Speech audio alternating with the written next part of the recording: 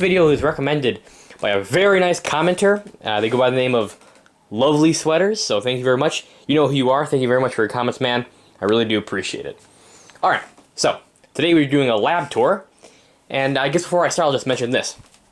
If you've seen any of my old videos, you'll know that this has not been the lab setup for the entirety of how long my channel has been up. My lab setup changes drastically from pretty often. So if you watch my very old videos, you'll see that this is not the room. I used to have the lab set up in the basement, and it does not look like this at all. Lighting isn't very good. I apologize, but hopefully you can see everything all right. So let's just get started, man. Because my video idea is over here, and I don't want any spoilers. So there you go. There's the chalkboard and bookcase.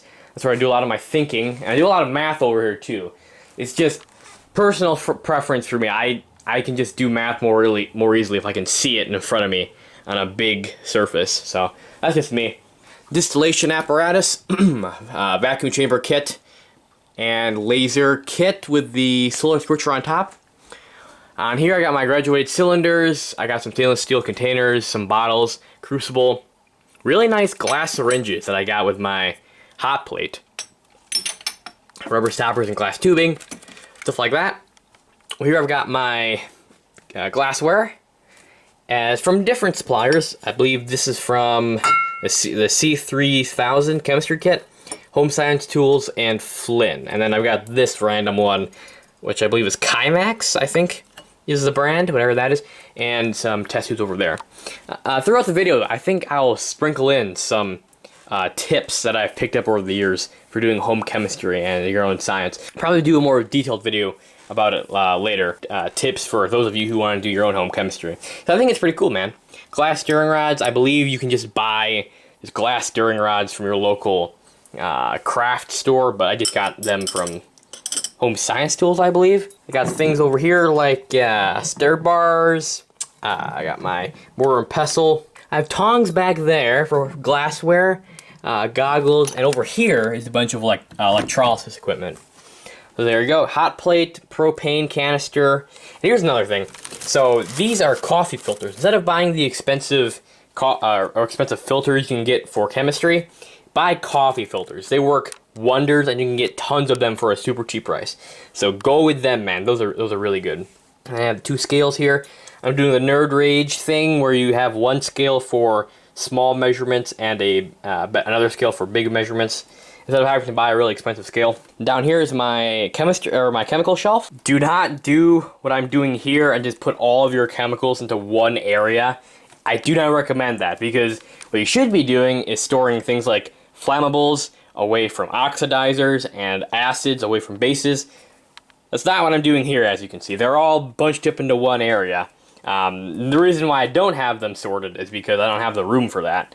But just be careful. I haven't had any problems with this yet, but I'm just saying, you might want to look into that. In the bread cabinet, I've got a bunch of photosensitive chemicals and just a bunch of liquids that aren't really photosensitive at all either. Things like hydrogen peroxide. I got my sulfuric acid, some sulfuric acid. I don't think I have any litmus solutions in there.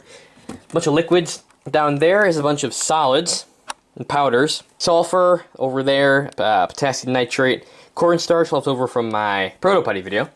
Manganese dioxide, homemade charcoal, stuff like that. I'll also believe gunpowder's down there, just saying. At the very bottom, I have my distilled water, and over there I believe I have my hydrogen peroxide storage. These are homemade stands for distillation stuff. I just rigged these together. I have sand and plaster Paris on the bottom, with leftover rods from an old cabinet thingy that I've just put together. Because these can get expensive. I wouldn't pay like $20 to $30 for one of these things, where you can just make it for a few bucks at home. I mean, come on, these do the job. That's really the main thing about home chemistry. You don't have to buy expensive glassware. You don't have to buy the best equipment ever. You can get by and do fun experiments for not even that much money, if you know where to look for it, and if you're handy. So that is probably the biggest thing, the biggest piece of advice I can give you right now, is if you're creative, you can save a lot of money, and that's what I do. So there you go. I guess that's my channel in a nutshell, if I think about it, so there you go. I don't only do chemistry, I also do electronics. and stuff like that. Even though chemistry is my main hobby, I like to do some electronics too. So I've got wires, little bits and bobs, components down here, resistors, stuff like that, and a bunch of... I've got tools in here. I believe I've saw in there, sandpaper, stuff like that. I've got a big cabinet full of old wires, and at the very bottom, it's labeled supplies. I've got string in there, pieces of metal, stuff like that. More tools down there. That's my laundry. That's not important. So here is the table where I do some of my experiments. I do most of the experiments outside due to safety reasons. But here I do some experiments as well. I've got my mask here because I don't know if you've noticed, but it's kind of dangerous out there, man. There's trains on it. This is my lab notebook. A couple experiments in there and notes for future reference. And there you go. Over here, I've got a bunch of books and notes that I've taken. I also have my crock pot back there, and that is my power supply.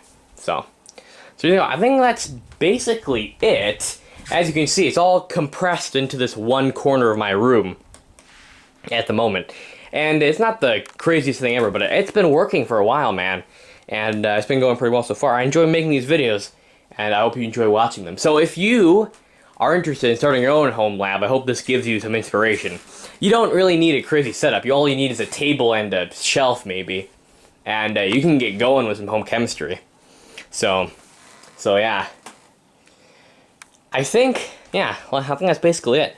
Thank you again, Lovely Sweaters, for suggesting this video. If you have any video ideas for me, please leave a comment. I think it's great to interact with the community. Anyway, I think I'll let you go, man, or woman. I guess you know, like 10% of my viewers are women. So yeah. So there you go. Thanks again for watching. I hope you have a great day, and look forward to some more content in Josh's lab. Oh yes. Oh yes. All right. Later.